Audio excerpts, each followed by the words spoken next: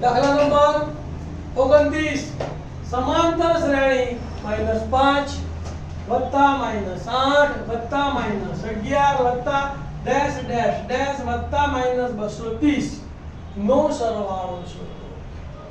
ધ્યાન આપજો, જ્યારે સમાંતર શ્રેણી આપેલી હોય અને પદોની સંખ્યા ના આપેલી હોય તો સૌપ્રથમ તમારે n શોધવાનો અને n મળી જાય ત્યાર પછી એનો સરવાળો શોધવાનો. તો લખીશું અહીં સમાંતર શ્રેણી કઈ છે બોલો? -5 વત્તા -8 -11 વત્તા ડેશ ડેશ ડેશ વત્તા -230 છે. સૌપ્રથમ આપણે n શોધીશું. તો અહીં પ્રથમ પદ એ બરાબર કેટલા છે? -5. સામાન્ય તફાવત d બરાબર બીજું પદ માઈનસ પહેલું પદ -8 ઓછા 5 ઓછા વત્તા -8 વત્તા 5 8 માંથી 5 ગયા 3 મોટી સંખ્યા માઈનસ એટલે -3 d બરાબર છેલ્લું પદ n બરાબર કેટલા છે? -230 અને n શોધવાનો છે. હવે સૂત્ર લેવાનું an બરાબર a n - 1 * d. an ની જગ્યાએ કેટલા મૂકશો? -230 બરાબર ના બરાબર એની જગ્યાએ કેટલા મૂકશો? -5 વત્તા ના વત્તા n - 1 ના n - 1 * d. d ની જગ્યાએ કેટલા મૂકશો? -3.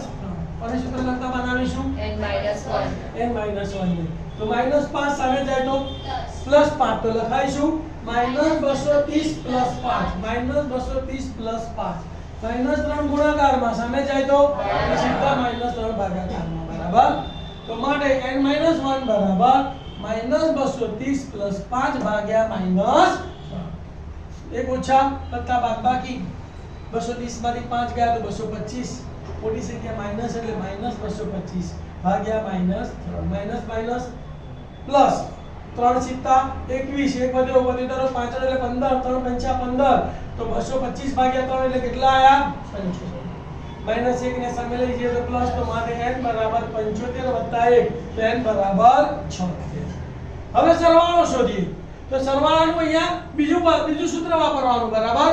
તો હવે Sn બરાબર n/2 into a plus l. તો Sn બરાબર n કેટલા છે? 76. તો 76 ભાગ્યા 2 ગુણ્યા a એટલે પ્રથમ પદ કેટલું છે? -5 વત્તા l એટલે છેલ્લું પદ કેટલું છે? -230. 76 ભાગ્યા 2 એટલે 38 * 76 ગુણ્યા બે ઋણ સંખ્યાનો સરવાળો 5 230 અને 5 એટલે 235 તો -235 પ્લસ માઈનસ 38 ગુણ્યા 235 કરીએ. જુઓ અહીંયા 235 ગુણ્યા 38 એકમની શૂન્ય 3 પંચા 15 નો 5 રો વધી પડી 1 3 તરી 9 9 ને 10 ની શૂન્ય વધી પડી 1 3 દુ 6 6 ને 1 7. હવે 8 ભાગ ચલાવીશું 8 પંચા 40 ની શૂન્ય વધી પડી 4 8 તરી 24 4 28 નો 8 રો વધી પડી 2 8 દુ 16 16 ને 2 18. હવે આનો સરવાળો કરવાનો. શું કરવાનો? સરવાળો 0 ના 0 8 ને 5 13 નો તગડો વધી પડી 1 8 ને 1 9 7 ને 8 કેટલો જવાબ આવ્યો? 8930. તો માટે Sn બરાબર -8930.